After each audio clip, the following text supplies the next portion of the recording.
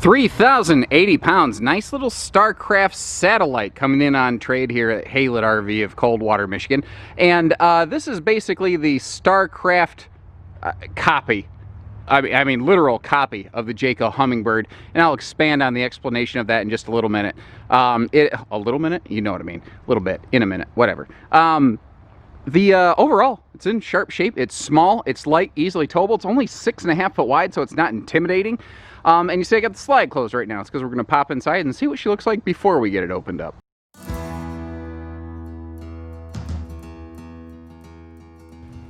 And the good news is, with the slide closed, you can basically get through the entire camper.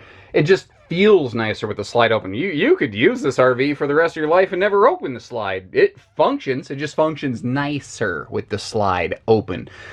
Standing at the entry door right now, there's a closet to my left. We'll see that open in a minute. But to show you, the kitchen, the dining, the bathroom, we can get to all of that without ever touching the slide button. But it sure is a whole lot nicer with that slide opened up now, isn't it? So small little box, there's no need for central air in something like this. You see, you do have, though, a full-size 13,500 BTU roof air. Not to mention you have that heat venting ceiling skylight above. Keystone does that in a lot of models. It works very, very well, actually. I don't know if this originally had a TV. I suspect it probably did. There's not one in it now, but there is a nice articulating mount here. So if you choose to add a TV to see from the dinette when you're cooking or from the bed, you're good. A lot of these little guys like this, though, people are like, no, I'm not buying this so I can sit inside. I'm buying this just so I have a place that I can sleep, get a bite to eat, take a shower when I'm all done, just the bare essentials kind of thing. Now, I'm seeing some not factory woodwork right here. But I think all they were doing was adding some extra support under the middle of that gap around the bed so that when they sat up in the morning, they weren't crinkling anything.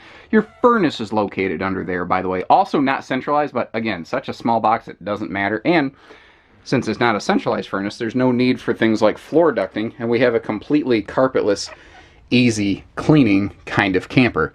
Notice too, you've got great window coverage on the door side, and you can see the center beam in those even with the shade shut. They do open for airflow. Up here, we have our Bluetooth DVD player. So if you do choose to add a TV, you're all set for that, but you can also just use it for some stereo action. And then over here, you start to see some pretty decent cabinet space presenting itself. It does also bear mentioning the dinette can fold down into a sleeper, and there is storage below at least this left-hand seat over here. The right-hand seat looks like it's got your converter box and some power outlets down there, which is nice. But all pocket screw cabinetry, and if we open that up, then you can see every little nook and cranny they really could. They opened up and did a pretty good job in here where that's really evident. This rear corner over here, the exchange and the way that they handle that between the entryway and the bathroom, as you get to see, is done very, very well, I think. By the way, nice little thing on this. This little camper does have a gas and electric water heater. So what you're looking at are switches for the water pump, gas water heater, electric water heater. A lot of little campers, you get gas only. So if you are in a park, you don't have to burn up your propane to keep that sucker running, which is just kind of a handy, nice thing. I like just the kind of cool, smooth brown going on in here. Deep espresso brown accent on that fridge. Sometimes the camera will make that blacked out a little bit, but you see the fridge, or the microwave is actually black. But if we open that up, we can see convection. So if you do want to, cook some big meals in a hurry, not that you're going to cook a Thanksgiving feast for 16 in your little bitty 16-foot Starcraft camper, but for just the two of you, you can get some cooking done pretty fast. Then even down here, you got drawers and cabinet spaces, and some of them, yeah, they're close to the floor. But nothing went to waste in here. That's something that I really appreciate here. Now, as a Jayco dealer, Hummingbird dealer, which also makes a 17 RV, I've seen a lot of people try to decorate this wall. You got to be careful. Make sure you're not going to interfere with that slide fascia. Remember, that has to open and close unimpeded. Now, what's really cool about this one is the bathroom. That's really the signature calling card of the 17 RB is the big rear bath. I like that mirror on the door to kind of give you some space. And this one has a full dry bath, separate toilet and shower, which most of the Hummingbirds actually were built with, or the satellites, since we're in a Starcraft, I'm sorry. They were actually built with a dry bath, where, what do I want to say? Wet bath.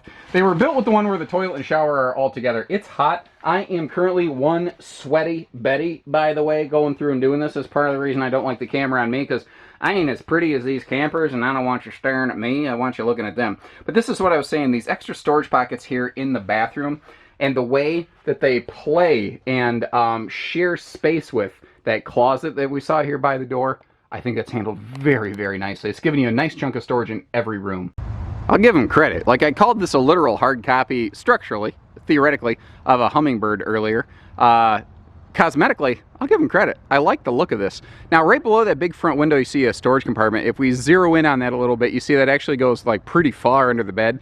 And there's even a handy battery disconnect switch there. And just outside that is a place if you want a simple side mount solar prep plug for a portable panel to go off grid. You know, just keep your lights and your fans running, you can do that. 6.5 foot wide, easy towing little bugger, laminated floors and sidewalls, and no rubberized TPO EPDM roofing on this. It is actually front to back pure fiberglass. It's one sheet of fiberglass from the nose to the tail. It just bends and wraps around. Now, I've mentioned a few times, like I said, it's a clone of a hummingbird. I mean that literally. Some people at Starcraft actually got in trouble, but they were allowed to keep building these. They literally logged on to Jayco's servers, found the Hummingbird engineering files, and copied them over into their Starcraft engineering files. If you're not aware, Jayco, the parent company over Starcraft now, so they do share some servers, which is how that was able to happen. It wasn't like there was industrial espionage, but it's still kind of a no-no in the business. They said, I tell you what, you guys, you go ahead and build these, because Jayco already had plans for something new. A lot of folks aren't even aware of it, but this fall, the Hummingbird's going away, and what's coming out in its place is the J Feather Micro. I'm really excited to see it, because it's basically going to be, if Jayco built a GeoPro, it's basically what it's going to be. It's going to be very, very good. But what's nice, in the meantime, you can save some money and get in the used RV market, get a nice little camper right here on this satellite as well. You also see a storage compartment behind the rear door. If I get a little closer in on that, you see the little blue coily hose in there for like a little outside shower in that docking station. Also a gas grill quick connect if you're so inclined, and a full bumper on the back of these. That was one of the things they did a little different. One of the special touches they did on this, though, is this does have the basically the same Wi-Fi Ranger system as a Rockwood GeoPro built during the same time. So it is like Wi-Fi ready, basically.